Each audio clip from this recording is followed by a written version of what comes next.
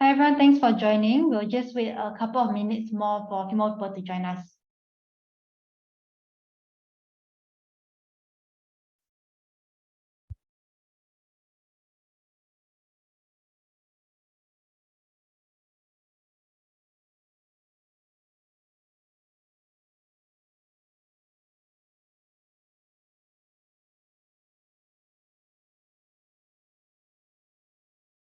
Okay, I think we can start now. So thank you everyone for joining us on time today. Welcome to SmartPod Challenge Roadshow. So SmartPod Challenge is actually PS71's annual innovation program, and PS71 stands for Pod Innovation Ecosystem Reimagined at Block 71. So we focus very much on the reimagine portion. So no worries if you're not yet in the maritime space, this program can help you start your journey in maritime. So today we'll be covering two innovation opportunities. The first one is transforming carbon. How can we best utilize carbon as a high value waste stream? And second one will be driving cyber readiness. How can we improve the maritime sector's cyber readiness? So today we have all the answers to your questions that you have sent to the corporates. But before we dive into that, I would like to show a video by Acting Minister of Transport, Mr. Chee Hong Tat. So could we have the video on screen, please?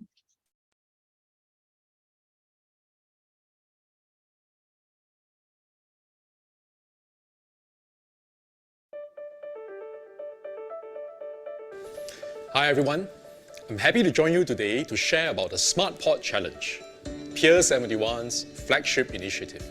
Over the years, the challenge has catalyzed many maritime innovations, enhancing Singapore's standing as a leading global maritime technology hub.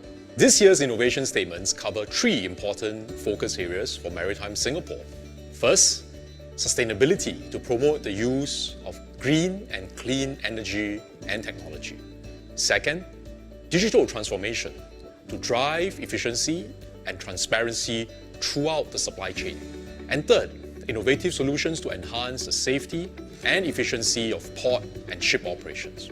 PS71 serves as a launchpad for maritime startups to expand their networks, forge partnerships across borders.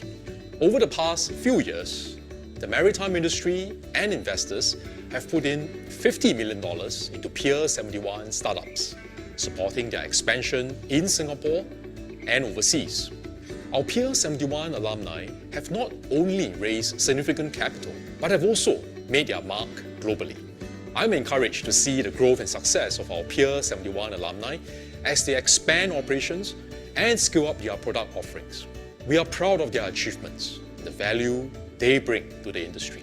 Our startup community has taken the initiative to form the PS71 Circle to commemorate PS71's 5th anniversary.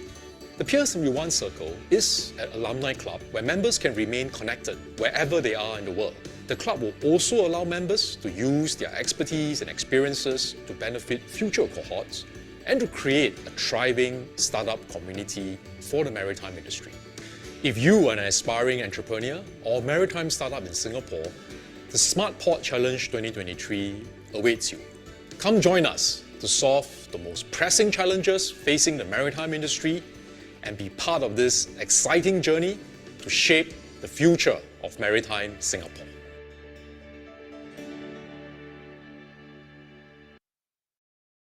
So I hope you enjoyed the video. So the first innovation opportunity that we'll be looking at is transforming carbon.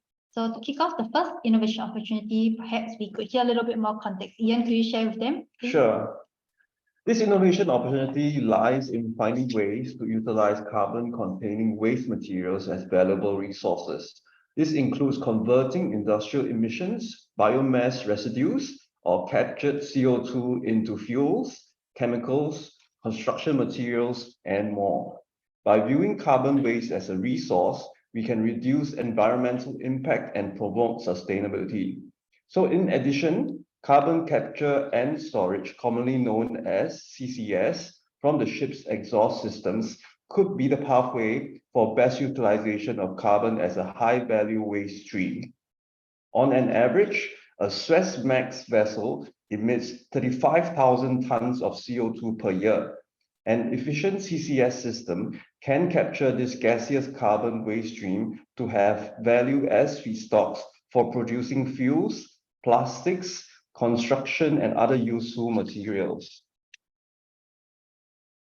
Let's now understand why it's important for organizations to adopt and work towards utilizing carbon as a high-value stream. Could you share more about this, Jeline? Sure.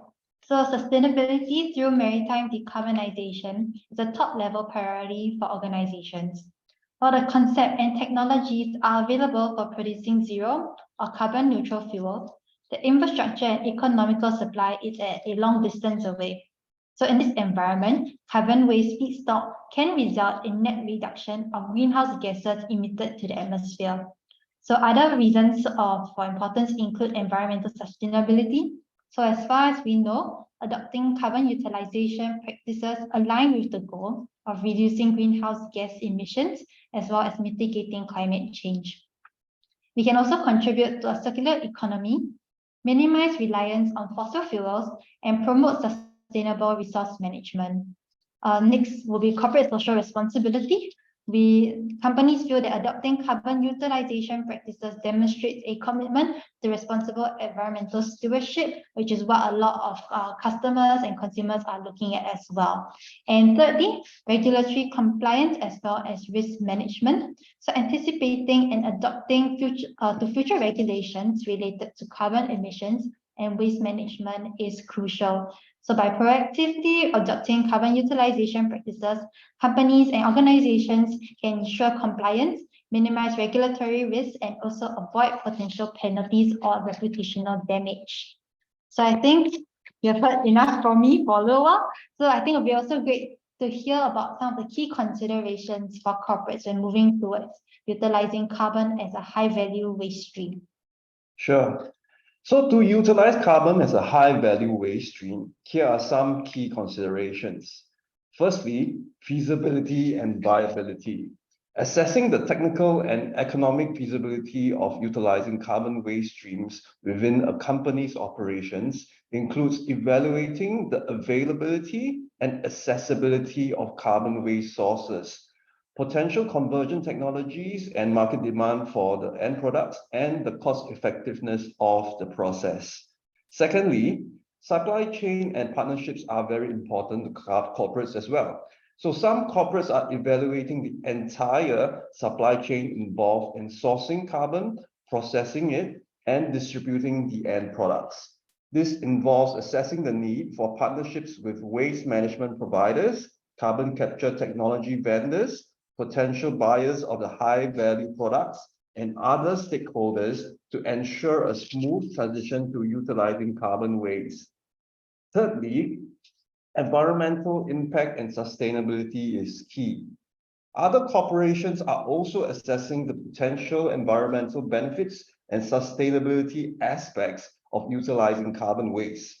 This includes considering the carbon footprint reduction, energy efficiency, and overall life cycle assessment of the process. By carefully considering these aspects, we aim to make informed decisions and develop a successful strategy for utilizing carbon as a high-value waste stream in our operations. I think it will be very interesting to also hear what are some of the challenges and opportunities in utilizing carbon as a high-value waste stream for organizations. So let's look at all these opportunities. So we'll begin opportunities first. So the very first one is environmental sustainability. Utilizing carbon waste as a high-value stream presents an opportunity to reduce GHG emissions, also known as greenhouse gas. So it also contributes to climate change mitigation efforts and promotes circular economy principles. It also aligns with sustainability goals and then can enhance the company's environmental reputation. Secondly, resource optimization and cost savings. So by converting carbon waste into valuable products, organizations can optimize resource utilization as well as potentially reduce waste disposal costs. It also opens up the opportunity to generate additional revenue streams and also to improve overall operational efficiency. Thirdly, innovation as well as differentiation. So embracing carbon utilization practices can position the organization as an innovative leader in the industry. It showcases a proactive approach to sustainability, which can attract partnership investors as well as customers who value environmental stewardship and responsible resource management. So with all these opportunities also lies challenges. So the first challenge is sourcing and availability. One challenge may be ensuring a consistent as well as reliable supply of carbon waste streams for utilization. The availability and accessibility of carbon resources may vary, requiring effective sourcing strategies and partnership with waste management providers. The second challenge is technology and process development. So developing and implementing efficient and cost-effective conversion technologies to transform carbon waste into high-value products can be a complex task. Research and development efforts may be needed to optimize processes and overcome these technical challenges. So thirdly, market demand and commercialization. So identifying and creating a market for high-value products derived from carbon waste is essential. Assessing the market demand, competition, pricing dynamics, and establishing strong partnership with potential buyers are crucial steps in commercializing the products. So now that you have heard some of the opportunities and challenges that organizations have faced, let's hear about these opportunities and challenges that the solvers might face. So here are some of the opportunities for you guys out there. So firstly, we are looking at collaboration and knowledge sharing. The solver community can accelerate innovation by collaborating and sharing expertise, research findings, and best practices. Secondly, market expansion. There is a growing market opportunity for the solver community as more organizations start to recognize the value of carbon waste utilization. Thirdly, impact on sustainability. The solver community can contribute to reducing carbon emissions and promoting sustainability by developing efficient and eco-friendly solutions. So what about the challenges? So here are two of them. Firstly, technological innovation. Developing efficient and scalable conversion technologies for diverse carbon waste streams is a challenge that requires breakthrough innovations. Secondly, for supply chain collaboration, we need to establish collaboration and partnerships among waste management providers, carbon capture technology vendors, and buyers that require coordination and cooperation within the solver community. So now we know that these are some of the opportunities and challenges out there in tackling this innovation opportunity. So let's hear about some potential solution spaces that organizations are looking at. Thanks, Tia, for asking. I think this is a very important question for solver communities to know. So first area is a closed loop system that's able to capture the carbon and store it for repurposing. And other areas will also include a solution that could effectively convert carbon waste, have minimal environmental impact, be economically viable, and also align with the various sustainability goals. So last question for Ian before we move on to the second innovation opportunity. So what should solution providers take note of when addressing this innovation opportunity? So the first area that solution providers must look at is to have a tailor-made specific installation. The provider should ideally be well-versed with the equipment and systems on board different kinds of ships. So the second area is knowledge sharing and education. So we need to promote knowledge sharing within the solver community and industry, collaborate to exchange expertise, research findings, and best practices to accelerate innovation and adoption of carbon waste utilization solutions. And thirdly, environmental and social impact assessment is very important. Consider the broader impact of the solutions to the environment and society. Conduct thorough assessments to evaluate potential benefits, risks, and unintended consequences. So we need to strive for solutions that deliver positive environmental and social outcomes. Thanks, Ia, for sharing. So let's move on to the second innovation opportunity. To refresh your memory, the innovation opportunities on driving cyber readiness. How can we improve the maritime sector's cyber readiness?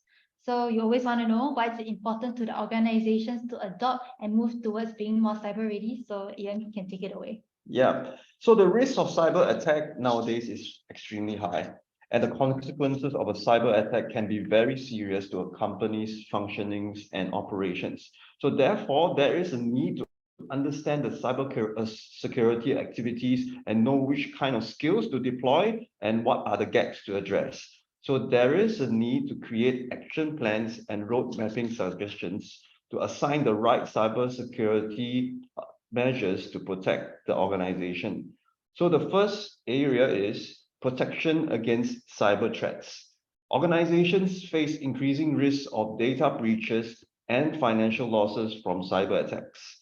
By becoming more cyber ready, organizations can implement robust security measures to safeguard their sensitive information and systems against cyber threats. Implementing encryption protocols and access controls to protect contracts, receipts, and payments as to avoid any unauthorized access to financial transactions, which can become a liability to the organization. So secondly, safeguarding customer trust. So we need to prioritize cybersecurity by demonstrating commitment to protect our customers' data, enhancing the reputation and attracting more customers. And thirdly, business continuity and resilience. Cyber attacks can disrupt operations, leading to financial losses and downtime. By being more cyber ready, organizations can implement measures to ensure business continuity and quickly recover from cyber incidents. So this includes strategies such as timely data backups, incident response plans, and disaster recovery procedures. So I really wonder, Janine, what are some of the key considerations for organizations for moving towards being more cyber ready? For sure. Let me share a little bit more about that. So the first is risk assessment and prioritization. So it'd be great to conduct a comprehensive assessment of the various organization or corporates' current cybersecurity posture in order to identify potential vulnerabilities and also to prioritize the risks based on their potential impact on the organization. This helps to allocate resources effectively and focus on the most critical areas for improvement. Also, engaging a third-party vendor to access on the necessary tests for the various networks and systems such as the VAPT, which stands for Vulnerability Assessment and Penetration Test. Secondly is having a robust security framework. Developing a strong security framework that encompasses policies, procedures, and controls to address the identified risks. This framework should also cover key areas such as access control, network security, data protection, incident response, and also provide a solid foundation for cyber readiness. So thirdly is employee training and as well as education. So to educate and train employees on the best cybersecurity practices and how to identify and report potential cybersecurity threats. So it's to also build a culture of security awareness among employees. This is also crucial in mitigating risk and also to ensure a proactive response to any cyber threats that might occur. So after, I've shared a little bit more about the key considerations, I think maybe we'd like to hear some of the rising or pertinent cyber risks facing the industry. Yan, please. Yes. So increasing connectivity also allows threats to reach operational technology, OT systems that can disable or disrupt ship operations. That has happened many times before. So consequences of this include that the ship may not be able to move at an optimal speed, resulting in delay in operations, for example, or cargo pumps may malfunction, or the readings of some instruments may come out with some errors. So secondly, phishing and social engineering might occur. So phishing is a fraudulent attempt to obtain sensitive information such as usernames, passwords, and credit card details by disguising as a trustworthy entity in an electronic communication. So typically this is carried out by email or instant messaging. Thirdly, there can be endpoint attacks. So endpoint attacks is an attack that targets the user rather than the network or the server. So user systems are entry points to the network and can include smartphones, computers, laptops, tablets, and fixed function devices. So another attack is the zero-day attack. which is one that exploits a potentially serious software security weakness that the vendor or developer might be unaware of. So fifth, ransomware. So ransomware is a malicious software that encrypts data on a target system and demands a ransom in exchange for restoring access to the encrypted data. These attacks range from low-level nuisances to serious incidents, such as the data lockdown of entire organizations. So six, spam. Spam are irrelevant or unsolicited messages sent over the internet, typically to a large number of users for advertising, phishing, spreading malware, etc. And seventh, vessel systems hacking. So hackers can target vessel systems on the whole ship, including navigation, propulsion, and cargo management systems to disrupt operations or cause physical damage. This can lead to safety hazards, environmental pollution, or financial losses. So now that we have a better understanding of the context, let's hear more about the opportunities and challenges involved in driving cyber readiness in the maritime sector for organizations. Over to you, Julie. No, I think it's great to hear about these organizations and the opportunities and challenges that they have, so that you know where you can position your solution better. So for the first opportunity is increased safety and security. So for organizations, enhancing cyber readiness in the maritime sector can significantly improve the safety and security of vessels, ports, as well as the overall maritime ecosystem. This enables proactive measures to prevent cyber incidents, protect critical systems, and also to ensure the integrity of operations. Secondly, would be the competitive advantage. Organizations would like to create a competitive advantage, and this is through demonstrating a strong commitment to cyber readiness in the maritime sector. So another third opportunity is increased connectivity, which improves transparency, collaboration, as well as efficiency. So driving cyber readiness will also benefit the collection of valuable data, which can be used for upcoming and new technologies, such as data-driven decision-making. So for other companies such as CTech Solutions International, they are willing to offer consulting services for cyber readiness to the offshore as well as the marine industry. The opportunities include better protecting the organization too, and this can guarantee that when a customer makes a purchase, their purchase and interests are also protected. This can also help to include to educate the clients in the industry that CTech is serving as well. So moving on to some of the challenges. The first one is the ever-evolving cyber threats. So cyber threats are always evolving with attackers finding new ways to exploit vulnerabilities. So in order to keep up with the latest threats, something that is really important. So this includes developing effective countermeasures and continuously adapting cybersecurity strategies to address emerging risks, which can be, if not addressed, can be detrimental for the maritime sector. So second challenge is the cost related to testing and engaging of vendors.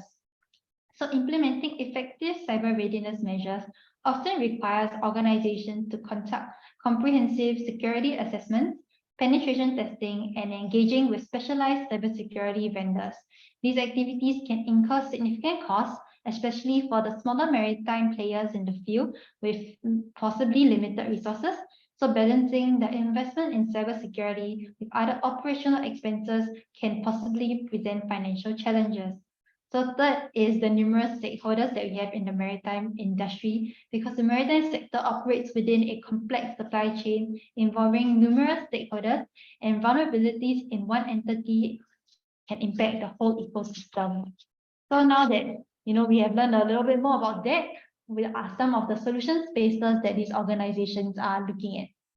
So some of the potential solutions include education and training of employees, cybersecurity assessments, security automation, identity and access management, and incident response. So another opportunity is enhancing cyber awareness, where employees as well as partners and vendors become have more AI-based solutions for detection and response, creating a zero trust infrastructure. One more question for you, Ian, given that your answer was a little shorter compared to mine. So could you also share some of the gaps and areas that solution providers should take note of when coming up and presenting their solution? Sure. So solution providers can consider flexibility, usability, and compliance at a reasonable cost.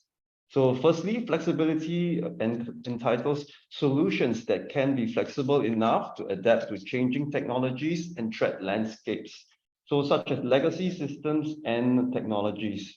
So not all legacy systems are obsolete technologies. They still continue to be used on various organizations. So they can include computer hardware, software applications, file formats, and programming languages. So usability and user experiences. So solutions could be intuitive, user-friendly, and require minimal training. They should provide clear and actionable insights for cybersecurity teams to effectively manage and respond to threats. So for example, so it needs to have clear and concise language in the manuals to enhance readability and comprehension. Organize the manual in a logical and intuitive manner, allowing for easy navigation and quick access to relevant information. To include visual aids such as diagrams, flowcharts, or infographics to enhance understanding of complex concepts or processes. Provide step-by-step instructions and checklists to guide users through specific tasks or procedures. And finally, compliance and regulatory alignment. This is very important because solutions should align with industry-specific regulations and standards. And this enables organizations to meet compliance requirements. So, Jolene, could you also share what are some of the solutions that organizations has previously tried out? Sure thing. I think it'll be good for solution providers to know. So for equatorial marine fuel, known as EMF, so on the IT end, they are currently using Trend Micro XDR with Intune plus AAD. And on the OT end, there are no unified solutions that are being used yet at equatorial. So for CTech, they have tried the basic solutions like security software, passwords, firewall, and backup. However, with present-day rising threats in the cybersecurity space, they are looking for a more secure system.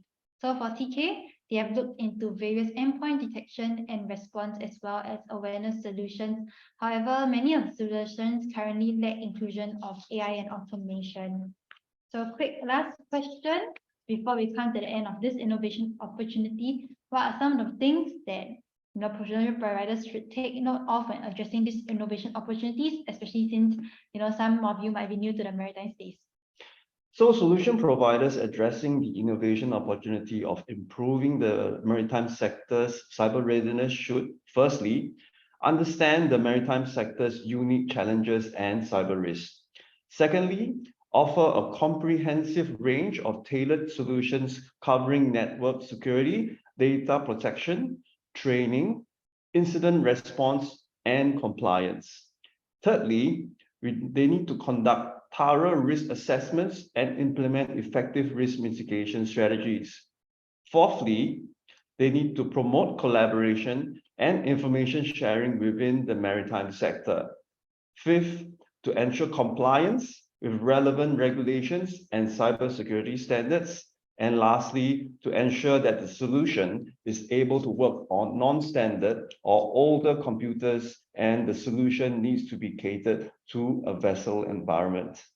Thanks for sharing, Ian. So I hope everyone is happy to answer and got their questions answered. So we thank you for the questions that you have submitted.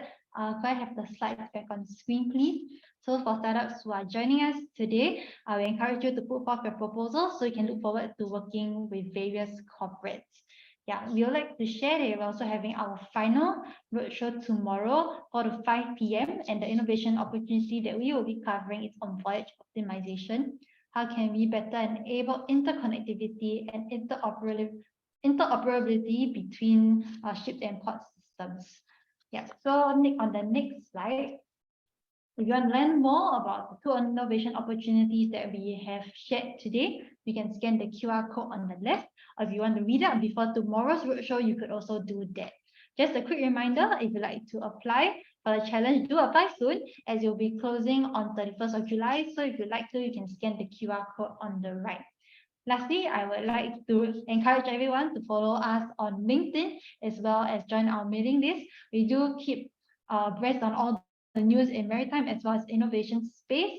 So, if you'd like to join us, we welcome you. So thank you everyone once again for joining us today, and we hope you have a good afternoon ahead. Thank you everyone. Bye-bye. Thank you. Bye.